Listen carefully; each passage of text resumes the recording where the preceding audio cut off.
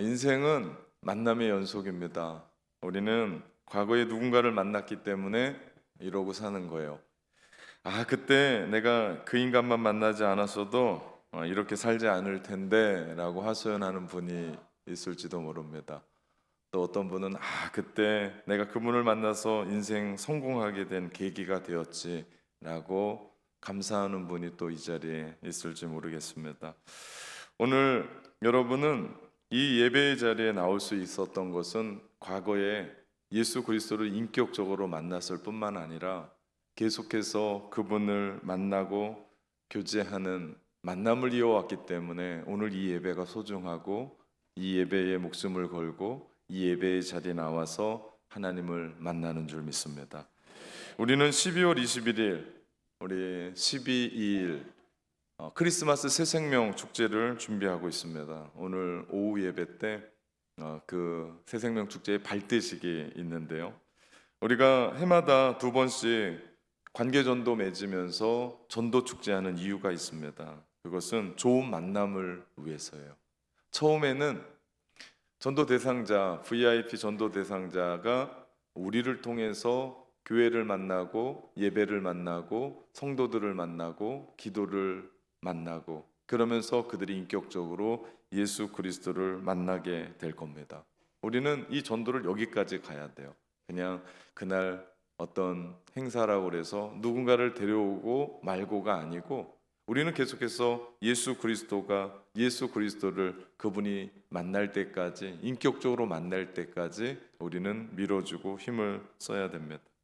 인생을 가만히 되돌아보면 우리가 선택한 만남도 있고 그러지 않고 주어진 만남도 있어요. 선택하지 못하는 주어진 만남은 부모님과의 만남, 형제 자매와의 만남, 가족과의 만남일 겁니다. 그런가 하면 우리는 세상을 살아가면서 선택하는 만남이 있어요. 직장도, 직업도, 그리고 학교도, 전공도, 배우자도 우리는 선택합니다. 친구도 선택해요. 그리고 사는 곳도 우리는 선택하고 주거지도 우리는 선택을 합니다. 교회도 이 범주에 들어갈까 생각을 해봤더니 교회는 그렇지 않습니다. 왜냐하면 교회의 원래의 의미는 헬라어로 에클레시아예요. 그 뜻은 하나님이 부르신 거룩한 무리 사람들이라는 뜻입니다. 다시 말하면 교회는 내가 선택한 것이 아니라 하나님이 부르신 거예요. 여러분을 하나님이 부르셔서 낙원교회에 세우신 줄 믿습니다. 우리가 이것을 확신한다면 우리는 흔들리지 않습니다. 교회는 내가 선택한 것이 아니라 그분이 나를 부르셔서 여기에 세우셨다라는 믿음으로 우리는 신앙생활 해야 될 줄 믿습니다. 지난주에 교회 옆 가게 사장님을 만나서 복음을 전한다고 제가 말씀을 드렸잖아요. 만나서 식사도 하고 차도 마시고 목사가 무슨 얘기를 하겠습니까? 복음을 전했어요. 제가 그분과 함께 1시간 반, 2시간여 복음을 전하면서 이야기를 듣고 대화를 하면서 내내 안타까운 것이 하나가 있었습니다. 그것은 그분 주변에 신앙생활하는 친구가 한 명이 없는 거예요. 만나는 모든 사람이 한결같이 세상 친구고 술 친구고 밥은 그렇게 많이 먹는 친구들인데 어떻게 그 중에 한 사람 예수 잘 믿는 그런 친구가 하나도 없었을까? 제가 복음을 전하면서 내내 안타까웠어요. 그분의 마음이 많이 열려져서 어떤 친구가 하나, 친구 이제는 우리 나이가 이럴 나이가 아니네. 교회 가세. 진리를 받아들이세. 우리도 노후를 준비하세. 누군가 한 사람이 그 한 분을 터치했다면 전혀 다른 결과가 있었을 겁니다. 그런데 한 분이 없었어요. 그러면서 제가 그분과 연배는 되게 많이 차이가 나요. 그런데 앞으로 좋은 친구 되어주기로 했습니다. 차도 같이 마시고 만나 카페로 올 겁니다.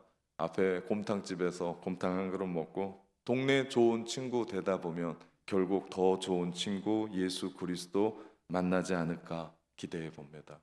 그래서 제가 우리 주변 사업하는 사장님들을 이렇게 만나러 다니려고요. 그래서 손도 흔들어주고 인사도 하고 저는 만남을 소중하게 생각하는 사람입니다. 그래서 누군가 한 사람을 만나도 허투루 혹은 헛되이 만나서 관계하지 않습니다. 목회 일정상 다음 날 신방이 잡혀 있으면 그것이 가정이든 어떤 한 개인이든 저는 새벽 예배에 와서 그의 가정을 하나님께 올려드리고 그 한 사람을 주님 앞에 올려드립니다. 이유가 있습니다. 하나님 역사해 달라는 거예요. 부족한 저를 통로로 삼아 주셔서 하나님의 은혜가 흘러가게 하시고, 하나님의 축복이 흘러가게 하시고, 하나님의 말씀이 흘러가게 하셔서 하나님 복 받는 가정, 답답했던 문제가 해결되는 가정 되게 해달라고 기도하곤 합니다. 왜 그렇게 합니까? 그 만남이 한 영혼을 위한 것이기 때문입니다. 그래서 저는 목회하면서 만남을 참 귀하게 여깁니다. 제가 뉴질랜드 이민 교회에서 20여 년 함께 사역하면서 하나님은 참 많은 만남의 축복을 허락해 주셨어요. 참 다양한 사람들 만났습니다. 그러면서 저에게 도움이 되었고, 그들을 만남으로 말미암아 경험이 넓어지게 되었고, 지금도 함께 교제하면서 그 만남을 이어갑니다. 한국에 있었으면 전혀 만나지 못할 만한 사람들을 만나게 되었고, 뭐 경제계 아내, 그리고 돈이 저렇게 많을 수 있을까라고 하는 사람, 인기에 많았던 사람, 마음 따뜻한 사람, 말 참 잘하는 사람, 강연자들, 그러면서도 믿음 참 좋은 분들 하나님이 만나게 하셨습니다. 그래서 저는 그 목회의 자리를 저는 축복의 자리라고 생각을 합니다. 오늘 본문의 이야기가 만남의 이야기예요. 그런데 특이한 게 하나가 있어요. 뭐냐면 우리의 이 만남이 영원하지 못하거든요. 한 번 만나서 두 번 만나고 5년 만나고 10년 만나고 20년 만나고. 그런데 오늘 본문에 들어오는 이 만남의 이야기는 한 번 만났는데 영원한 만남이 되는 거예요. 제가 오늘 말씀을 묵상하면서 아니 어떻게 이럴 수가 있을까? 한 번 만났거든요. 근데 그 만남이 영원에 이르는 거예요. 영원한 만남이 될 수 있는 거예요. 아니 그 비결이 무엇일까? 제가 오늘 말씀을 묵상하고 씨름한 결과 내린 결론은 그들 모두가 주님을 만났을 때 주님의 영광을 보았던 겁니다. 요한복음 1장 전체를 비추어 보면 생명과 빛으로 오신 예수 그리스도의 영광을 그들이 보았고, 그 영광에 그들이 압도되니까 그들의 인생이 변하고, 인생이 변하기 시작하니까 내가 그렇게 만났던 예수 그리스도를 증거하고 증인으로의 삶을 살아가는 것을 보게 됩니다. 지난 시간 우리는 세례 요한을 보았어요. 오늘 우리는 4명의 또 다른 증인들을 보게 될 겁니다. 우리 세례 요한, 그는 하나님의 사명자로 주의 길을 곧게 하고 주님의 길을 예비한 사람이었습니다. 그는 예수님이 요단강에서 세례를 받으실 때 하늘이 열리고 성령이 비둘기같이 임하는 것을 하나님께서 그의 영적인 눈을 열어주시자 주의 영광을 보게 되었습니다. 그는 예수님에 대해서 이렇게 증언합니다. 보라, 세상 죄를 지고 가는 하나님의 어린 양이로다. 하나님의 아들이신 그분이 오셔서 성령을 베풀 거다. 성령으로 세례를 줄 거다라고 증언합니다. 오늘 본문에 등장하는 또 다른 증인 4사람 역시도 주님을 만났습니다. 그리고 변화된 이야기를 합니다. 첫 번째 사람이 안드레였습니다. 안드레는 원래 세례 요한의 제자였어요. 그런데 세례 요한이 안드레에게 예수님을 추천합니다. 그랬더니 안드레가 결단하고 예수님을 따르게 돼요. 처음에 안드레가 예수님을 찾았고 예수님을 따랐던 것은 안드레가 예수님이 누구인 줄 몰랐어요. 38절에 보니까 안드레가 예수님에 대해서 이렇게 고백을 합니다. 주님은 랍비입니다 라고. 랍비라고 하는 이 뜻은 선생님이라는 뜻이에요. 당시 유대인들 안에서는 존경받는 율법 교사 혹은 상급자 혹은 존중이 여기는 사람을 랍비어라고 불렀습니다. 다시 말하면 안드레는 예수님을 랍비로 찾아간 겁니다. 그런데 안드레가 예수님을 만나고 나서 예수님이 누구이신지에 대해서 눈을 뜨게 돼요. 그리고 나서 처음에는 랍비였고 선생님이었는데 안드레가 예수님을 부르는 호칭이 달라져요. 그 말씀이 41절입니다. 그가 먼저 자기 형제 시몬을 찾아 말하되 우리가 메시아를 만났다 하고, 메시아는 번역하면 그리스도라. 지금 안드레는 예수님을 메시아, 그리스도라고 고백하고 있는 거예요.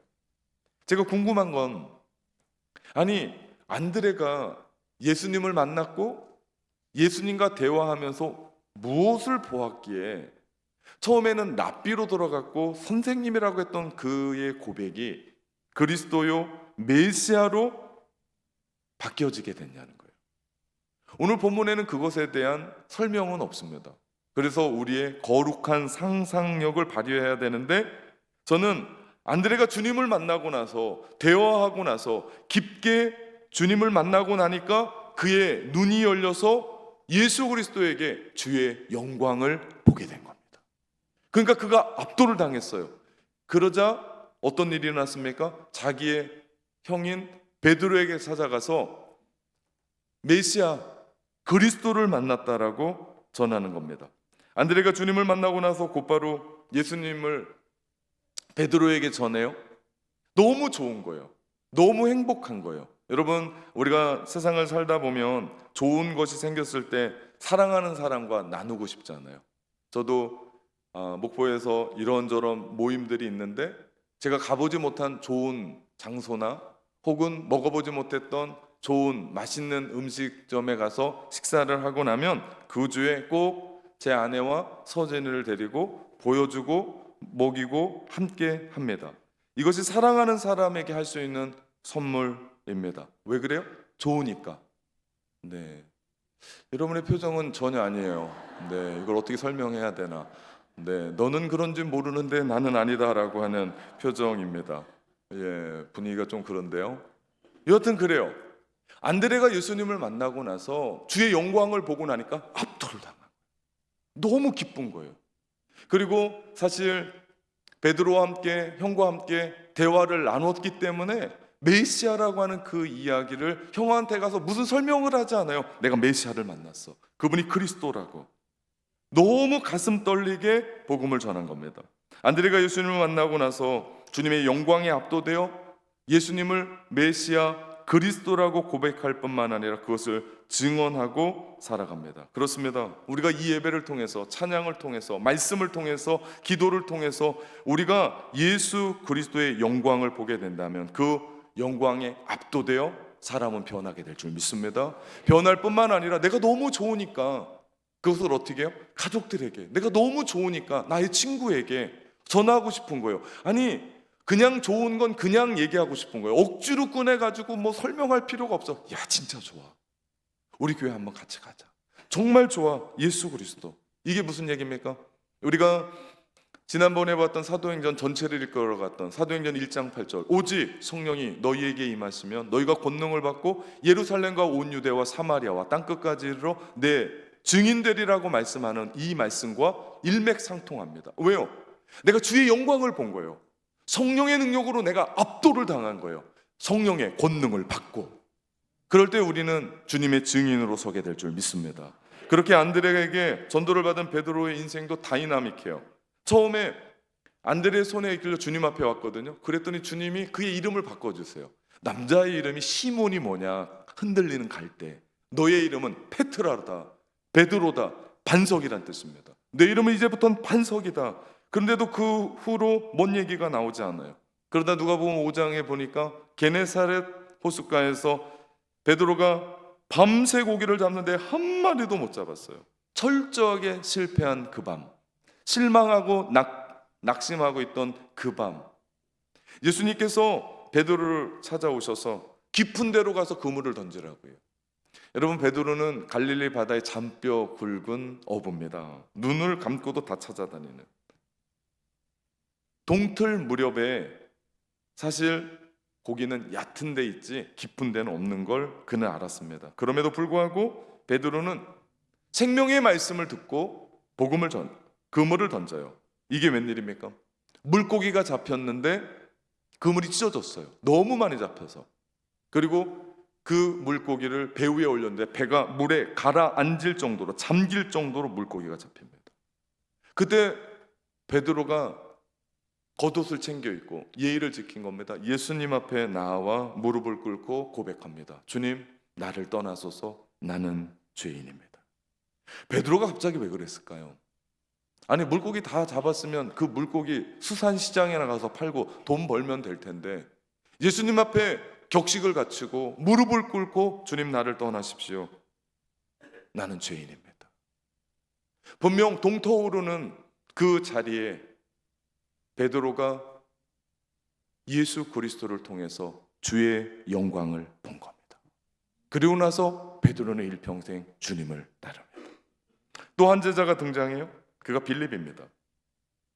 사람마다 성격이 다르고 행동이 다르고 살아가는 가치관이 다릅니다.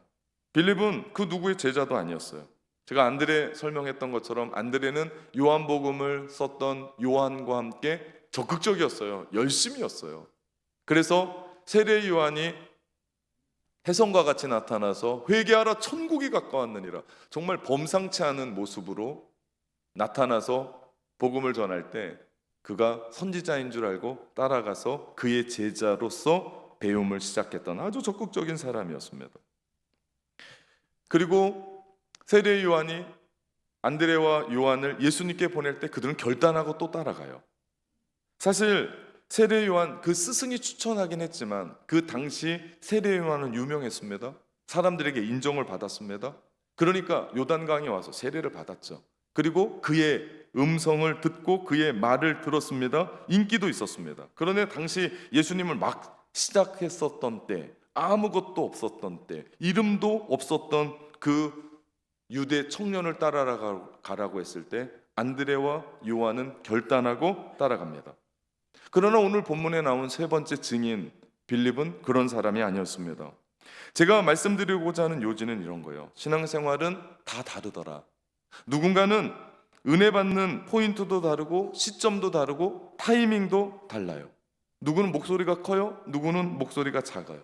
누구는 대범해요, 누구는 소심합니다. 누구는 적극적으로 막 활동을 해요, 근데 누구는 소극적으로 활동합니다. 괜찮다는 거예요. 괜찮습니다.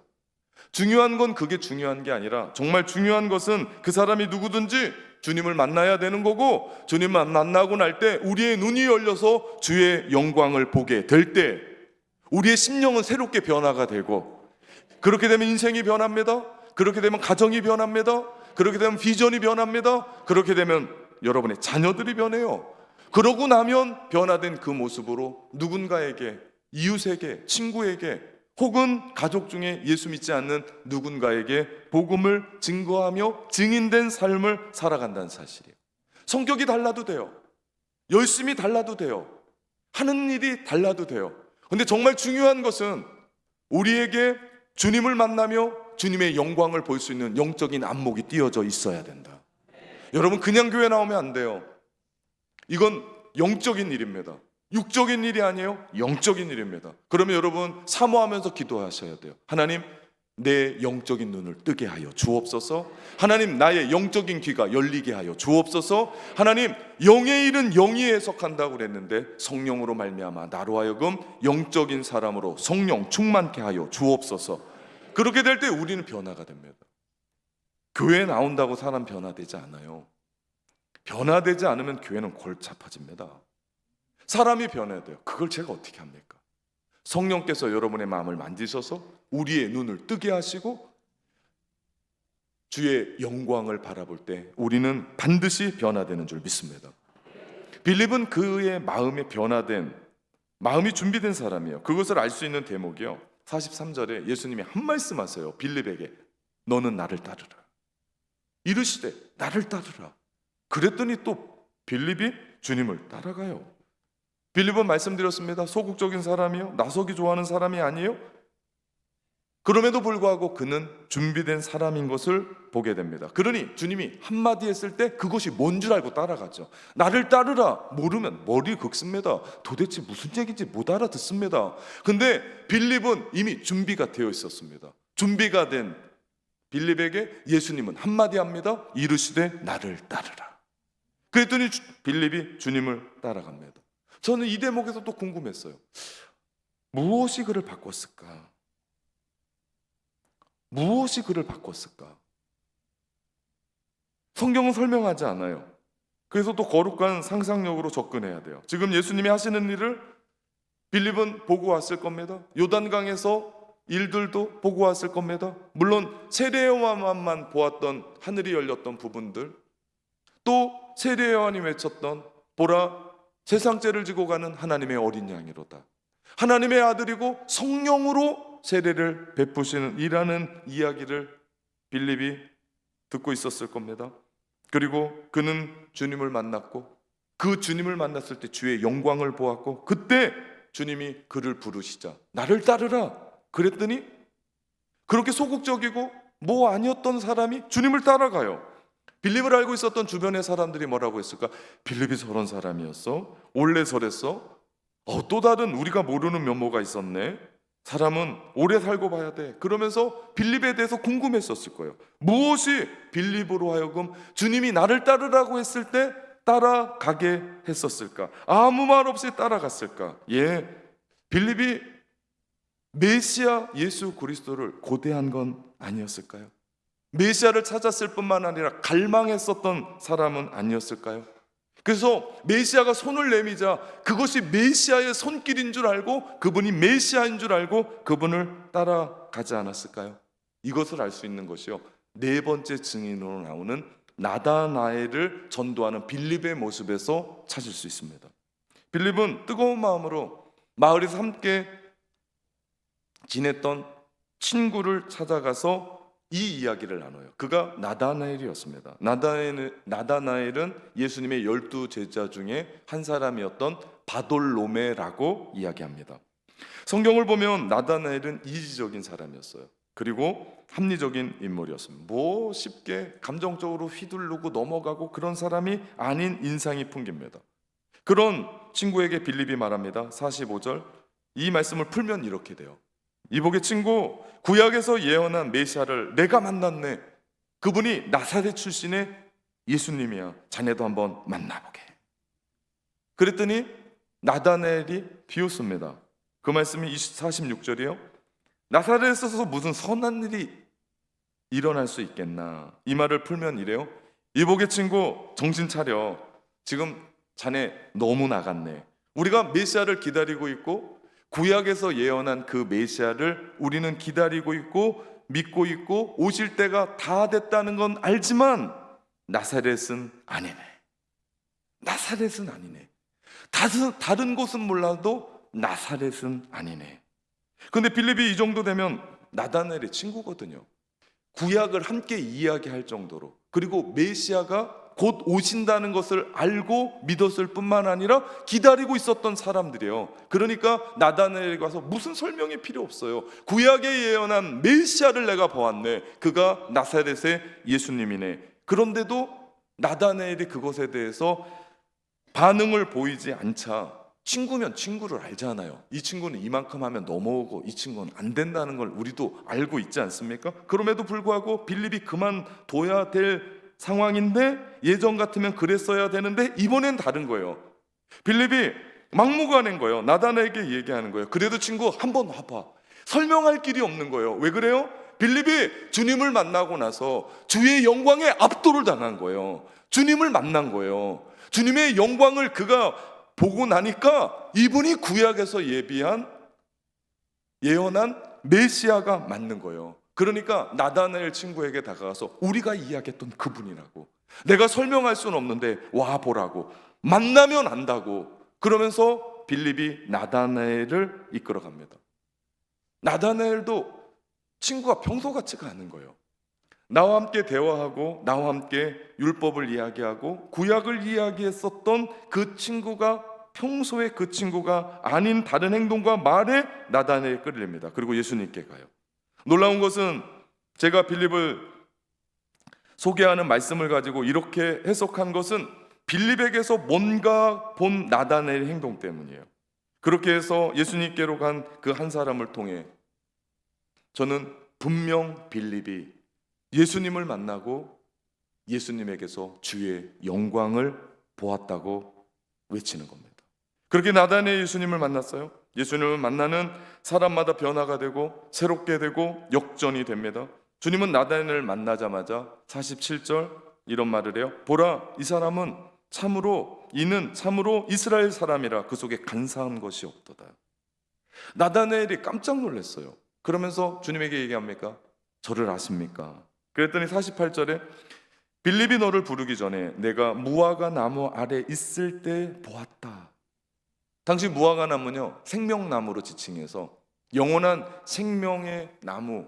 그래서 사람들이 그 무화과 나무의 아래에 앉아서 율법을 토론하고 대화하고 그리고 홀로 깊은 묵상에 있었던 이스라엘의 한 장소가 무화과 나무 밑이었습니다.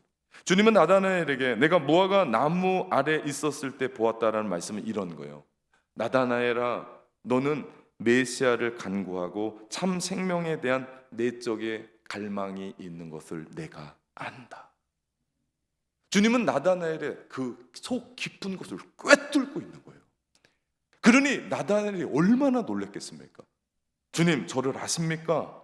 훤히 보고 있는 그 주님 앞에 나다나엘이 뭘 본 거예요? 주의 영광을 본 거예요. 그리고 메시아로 고백하고 주님을 따라갑니다. 49절, 당신은 하나님의 아들이십니다. 당신은 이스라엘의 임금이십니다. 위대한 신앙 고백이 아닐 수 없어요. 저는 여기서 빌립을 생각합니다. 나다나엘의 고백을 통해서 빌립이라고 하는 증인을 생각해요. 왜냐하면 그들이 얼마나 진지하게 과거에 메시아의 이야기를 했었으면, 구약의 이야기를 했었으면, 영원한 생명의 이야기를 심도 있게 주고받았으면 빌립이 예수님을 만나자마자 눈이 열리고 주의 영광을 보자 나다나엘에게 달려가서 구약에서 예언한 메시아를 내가 보았다라고 소개하면서 다른 얘기를 못하는 거예요. 뭐라고 얘기하는 거예요? 와보라, 와보라. 나다나엘의 고백은 곧 빌립의 고백일 수밖에 없는 것을 봅니다. 그가 증인으로 서서 예수님을 전하고 나다나엘 역시도 주님의 영광을 보며 그들의 인생이 변했을 뿐만 아니라 그들은 주님을 증거하는 주님의 제자로 서게 됩니다. 그러면서 주님은 나다나엘에게 50절, 내가 무화과 나무 아래서 보았다 함으로 믿느냐? 이보다 더 큰 일을 보리라. 주님의 약속이에요. 진실하게 무화과 나무 아래를 찾아가서 하나님을 만나기로 원했던 사람 나다나엘에게 주님은 말씀합니다. 이보다 더 큰 일을 보리라. 주님의 약속이요. 이보다 더 큰 일은 뭡니까? 51절입니다. 또 이르시되 진실로 진실로 너희에게 이르노니 하늘이 열리고 하나님의 사자들이 인자 위에 오르락 내리락 하는 것을 보리라 하시니라. 이 말씀의 본문을 생각하면 구약의 한 인물이 떠오릅니다. 그가 야곱입니다.